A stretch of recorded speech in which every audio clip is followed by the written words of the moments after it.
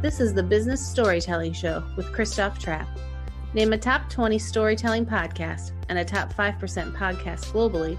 Christoph chats with thought leaders and experts to share tips and tricks that can help you tell your company's stories better to drive business results. Available wherever you listen to podcasts, live streamed on major social media channels, and part of the DB&A television network, available on most U.S. television sets and streaming on Roku and Amazon Fire. Here's Christoph with today's episode. Let's go. Let's go, business storytellers. Hey, how's everyone doing today? We want to talk about how do we balance substance and style. Is that just a different way of saying sizzle and steak? Maybe not. We will find out. But Wayne Mullins, he's actually the author of Full Circle Marketing. So I hope you check that out. And just a friendly reminder, we are live on Amazon. So everything you see around me, you can also get in the carousel. So if you're watching on TV or you're listening on Spotify, you actually can just search for Christoph Trapp on Amazon and you'll find all my previous live streams. The latest thing you may have noticed in my studio here is these sound panels behind me, and they make me sound better. And I also think they kind of look nice.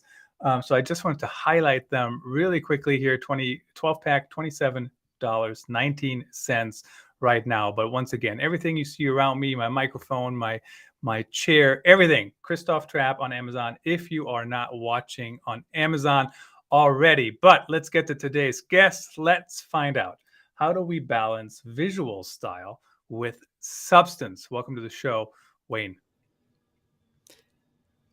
Hey, Christoph, thank you so much. How are you? I forgot to mention that we fist bump when you come on the show. Give me a fist bump here. Nice to see you. And that is, I overlooked that on my checklist. My friends, if you do a podcast or a live stream, have a checklist. Don't just go on the top of your mind because you forget things. So, hey, really glad to have you on the show. Full Circle Marketing certainly is something we're all trying to go after. But let's talk about, how do we balance style and substance? And first of all, what is style and what is substance? Yeah, great questions. I think, Christoph, we live in this world where we are enamored with beautiful things, right? If you look at social media channels right now, Instagram is all about visuals. It's about people sharing their lives in such a way that makes us want or long for those things. But at the end of the day, what we all know to be true is that even once we take the trip or we achieve the thing or acquire the thing, whatever it may be, that we're always still left wanting something more. There's something more that we're after, more that we're trying to pursue. And so when we think about this from a business perspective, I think what happens oftentimes with companies is that we are so focused on making things look and feel a certain way that there's not a lot of substance behind the actual thing. So when customers buy the things, we've built up so much hype, we've overpromised, if you will.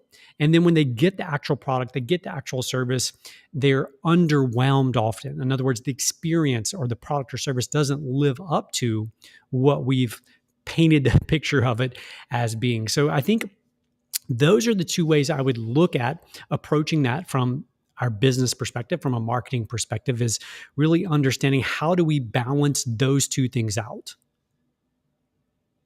It's an interesting topic, and I think the way I put that in an article I wrote years and years ago is the quickest career killer for a content marketer is to create content that brings people in, but it's for a product that frankly sucks, right? So how do we do that? Is it as simple? I don't want to say as simple as, it's not that simple, but is it as simple as working together as a company, working together with a product team, making sure you have, you actually can back it up, right? So if I say we're the bestest in the world on whatever it is we're selling, somebody at some point has to back it up. It's way easier for me to say that or even to show it, right, through beautiful visuals than actually back it up. So how do companies do that?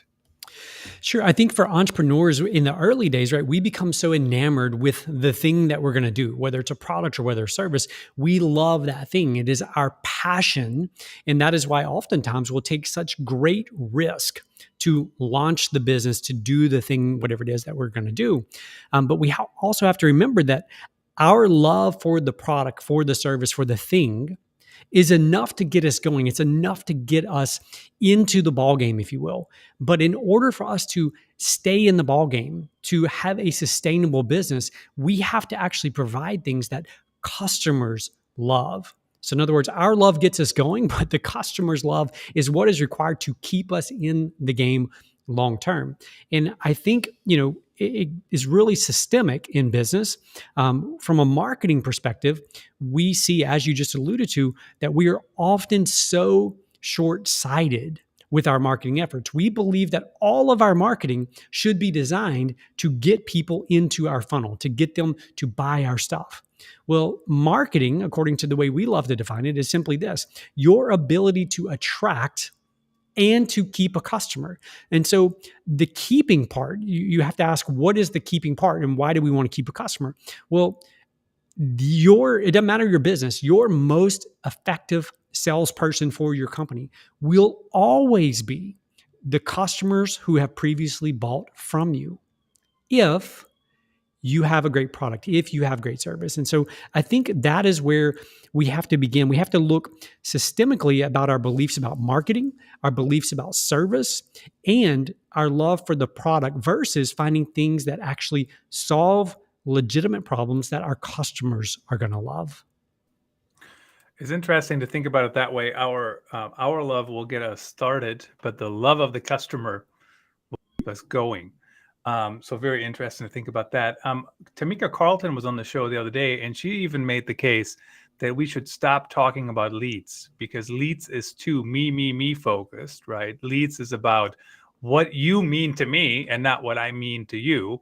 And I think she's going to have an uphill battle to have companies stop calling leads, right? Just looking at Salesforce. I mean, that's what they're called in Salesforce. So, but I do get her point, quite frankly, that it needs to be about the customer. But why do companies struggle with that so much? Why is it so much about me, the company, as opposed to, every time you should talk about it, and I've seen content teams do it, right? They say, why does our audience care about this, right?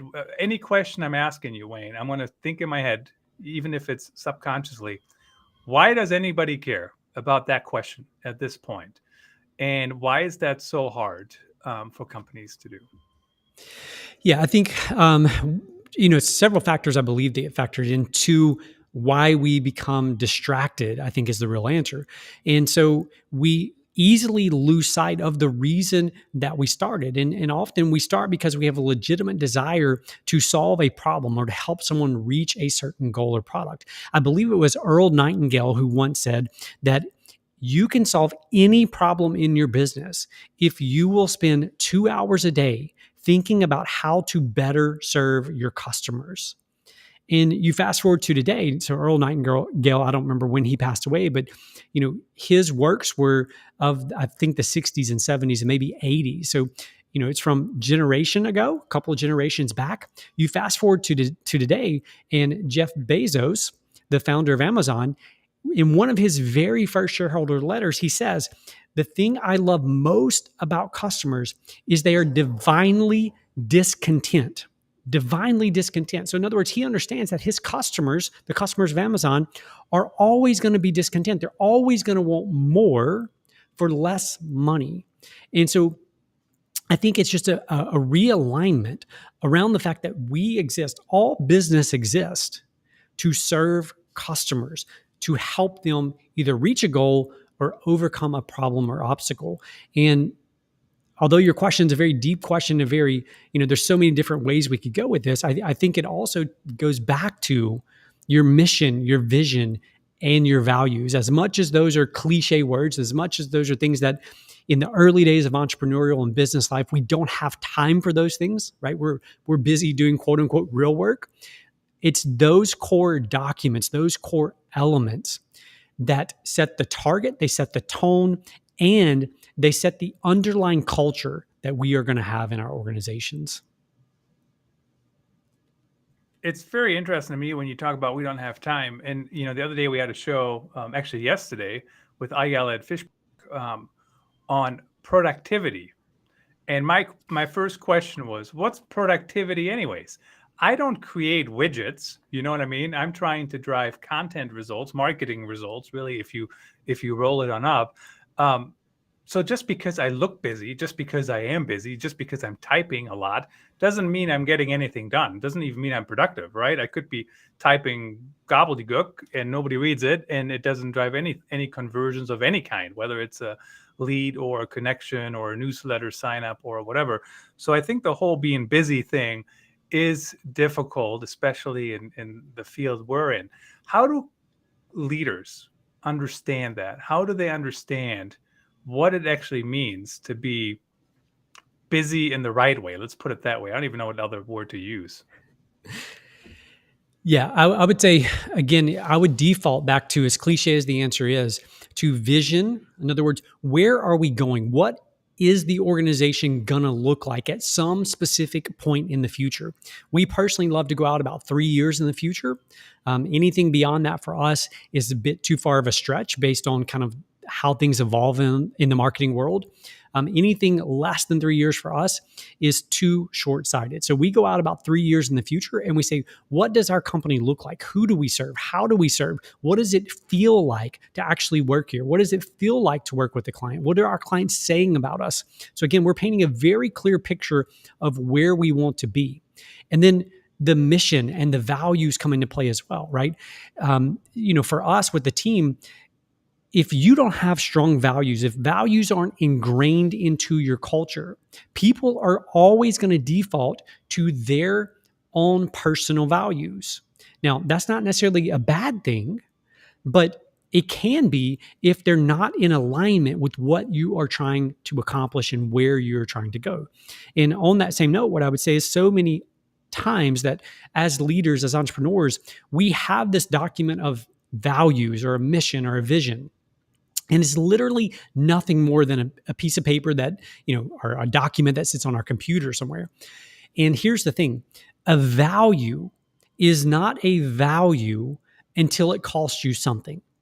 So Enron, classic example, but Enron, which no longer exists, one of their 6 core values was integrity. It was plastered on the foyer, the lobby of their corporate offices. You were to go back and kind of look at what happened, it would be very safe to say that they did not operate with integrity, right?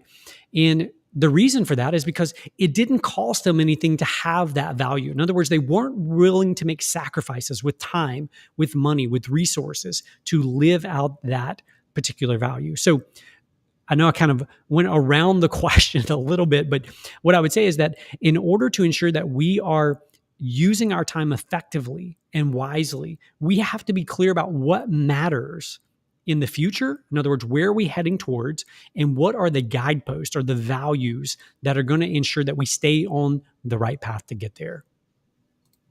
Yeah, it's a very interesting topic, and certainly, I think the defaulting to your own value, that's an eye-opening statement, because that's truly what happens when it's not ingrained. And I've actually seen that happening, which sometimes it could be okay, but it's a crapshoot, right? Because you don't know what the people's values necessarily are. The second half of the show here, roughly a little less, let's dive into full circle marketing. What's full circle marketing? Why'd you write the book? How does it help people? But before you answer that question, Wayne, I'm just interested to know, Ugly Mug Marketing. What is that name about? Yeah, despite popular belief, it's not named after me and my ugly mug. The name Ugly Mug Marketing actually is a play off of a quote from a gentleman of the name David Ogilvy. So David Ogilvy was the co-founder of an ad agency called Ogilvy and Mather. At one point, they were the largest in the world. Still today, they're one of the top 10 ad agencies in the world. And David Ogilvy had a quote within his offices, in other words, when he was talking to his team, that was this: I would much rather you show me an ad that's ugly and effective over one that's beautiful but isn't.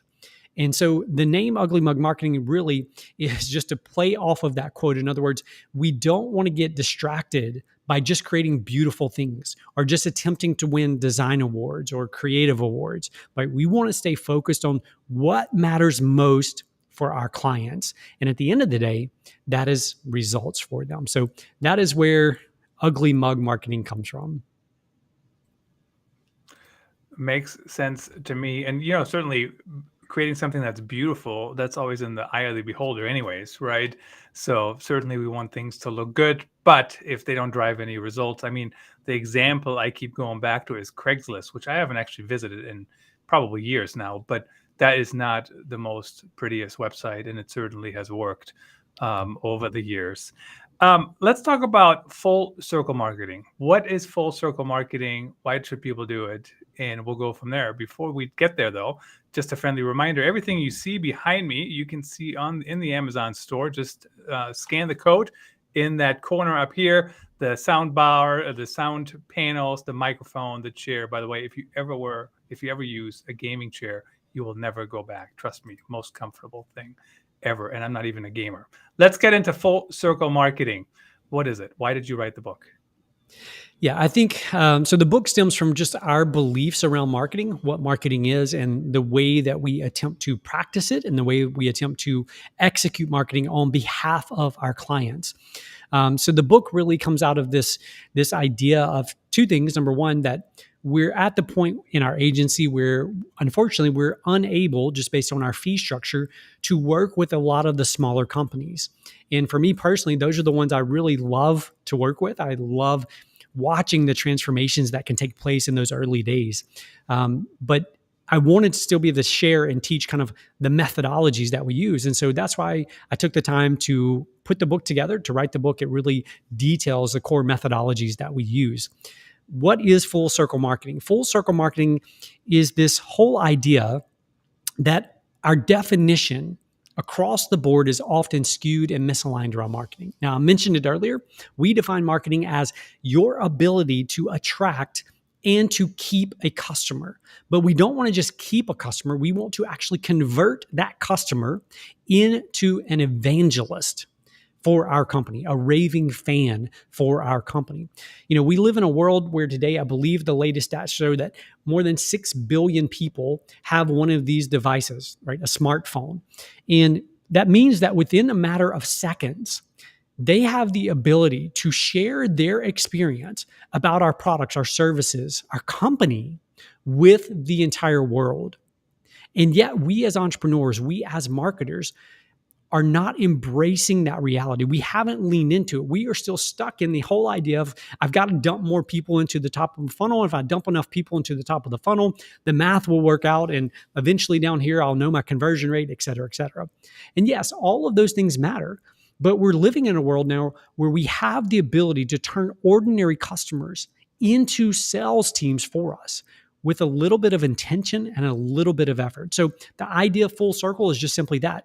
Our job as marketers should not end at the point of purchase.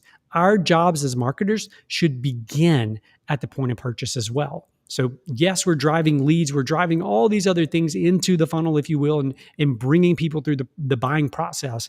But if we don't continue after that, we have lost sight of the potential power that we have at our disposals and at our customers' fingertips. So I've been thinking about that actually quite a bit. It's more of a bow tie funnel than a traditional marketing funnel. Just dump them in, and hopefully they'll stick around. But how do marketing teams work together with customer success in the case of B2B, or customer service in the case of B2C, or whatever you might call it? How do you kind of make sure there's alignment? I know you already talked about alignment, and I think we've all seen our fair share of misalignment. So how do you make that work especially once you get post-purchase? Yeah, I think you have to own it, right? As marketers, we have to own the fact that marketing has changed. You speak to anyone in business, anyone in marketing, they will tell you marketing has drastically changed, especially even over the last maybe 10 years. And yet we are still attempting to just use technology to do things the way we've always done things. Right. So we can build funnels now with a few clicks. We can do emails that are automated, written by AI, all the other things. So we're using technology to do marketing in the ways we've always done marketing. And I would argue that it's actually becoming less effective because now it's easier for people to quote unquote market. So I think that it starts with you as a marketer, if that's your role, to understand that we have this opportunity to turn existing customers into evangelists. How are we, let's use our skills that we already have, right? As marketers, our ability to write copy, our ability to do design, our ability to think through psychological triggers, using social proof, using whatever all the things are in your toolkit to turn our existing customers into those evangelists. And I believe that it starts with this. It starts with what we would call a litmus test, an expectation litmus test. If you're the entrepreneur, this is your baby. Your business is your baby. And no one wants to believe that their baby is ugly. But until we actually face the brutal truth of, are we actually meeting expectations or are we not? We don't know if our baby's ugly or not. Bain and Company did this research study where they interviewed 4,000 small businesses across the United States. And they went to the owners and they said, from 1 to 5, 5 being phenomenal service, 1 being terrible service, what level of service do you provide for your customers? And over 80%, I think it was 82%, said that we provide level 5. In other words, we're phenomenal at delivering service to our customers. Well, Bain and Company, they're a smart research group, and they said something's not right with this stat, right? We have 82% of business owners who believe they're providing phenomenal service. That can't be right. So let's go to the customers. So they went back to those companies and they said, would you mind giving us the names of some customers that we could go survey and ask them this exact same question? Hey, we know you do business with XYZ company. How would you rate their service on this scale? 5 phenomenal, 1's terrible. Where do you rank them? And the results that came back, Christoph, were this. Only 8% of those customers ranked those companies as providing level 5 phenomenal service. So I believe that's where it starts for us as marketers and entrepreneurs. It's the reality check of, are we actually meeting expectations? Because if you're not able to at least meet expectations, you have zero chance of ever converting a customer into an evangelist. Yeah, at least meeting expectations. That's like the bare minimum. The other thing I was just thinking about, as you mentioned, marketing has become easier and easier, and anybody can really do it. That doesn't mean anybody can do it really well. But what I was thinking about this morning, have you seen those TikTok, So let's start here. TikTok influencers. So what they have done, many of them, they moved exactly what they do on TikTok and moved it to Instagram, and it still works. So imagine what. So when people come to me and say, oh, the algorithms, all the algorithms are different. But these people are almost doing the same thing on different networks, and it still works. So whatever they're doing is we can learn from. And then get this is when I really start thinking about it, is then they take what they did on TikTok to YouTube, and it's still blowing up. So algorithm or not, they're doing something correct, and they're just moving it across platforms. Yeah, I agree. And I think what you're alluding to here is understanding the difference between assets versus actions. I think so often as entrepreneurs, we look around and we see this all the time. Our best salesperson for our company is the competitor of the company who reached out to us. In other words, the company across the street, their competitor across town or down the road just got a new website. And so they look at their awful website, they look at it and they're like, man, this is terrible. We need a new website. Look at what our competitors did. So they call us and say, hey, we need a new website. But when we do that, when we look around, what we do is we compare the actions that other people are taking. And we think, if I just go do the same actions that they're doing, in other words, if I just go hop on Instagram or TikTok or wherever, and I make this type of video, that I'm going to be successful. And what we don't understand is we don't peel back the onion a layer or two, and we don't look and say, okay, what are the actual assets? What are the things that they are actually building? What are the structures that they have in place to ensure their success? And it all goes back to the example you just mentioned. Goes back to those people who have the viral hits, who become popular despite the algorithm. What they understand is they understand their audience. They understand their audience so well that they deliver the content in such a way that it resonates, it entertains, it enlightens, whatever it is that they do, it does that so well to their audience that they engage with that content. Yeah, that's what it comes down to. It's just interesting to see that, and especially when people claim it doesn't work because of the algorithms. And certain algorithms change and we have to make sure we understand them. Wayne, really appreciate you coming on the show. Very insightful to learn about full circle marketing. The last 30 seconds here, tell us, who should reach out to you? What kind of companies do you like to work with? Who is the perfect client? And thanks again for coming on. Thank you, Christoph. I've enjoyed our chat. And, we love to work with what we call growth-minded entrepreneurs. So growth-minded just simply means they're looking to grow, right? They're not happy with where they currently are. They're wanting to get to that next level. And I say entrepreneurial mindset, in other words, growth-minded entrepreneurs. We work with a lot of nonprofits, but in those nonprofits, it's often with the ones who have an entrepreneurial mindset. They're thinking outside the box. They're challenging the status quo. So if either of those two things describe you, we should definitely chat.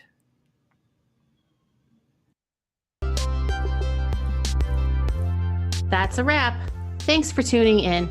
Please rate and review our show on your favorite podcast channels. And don't forget to share this episode with your networks. We appreciate you. Until next time, let the best story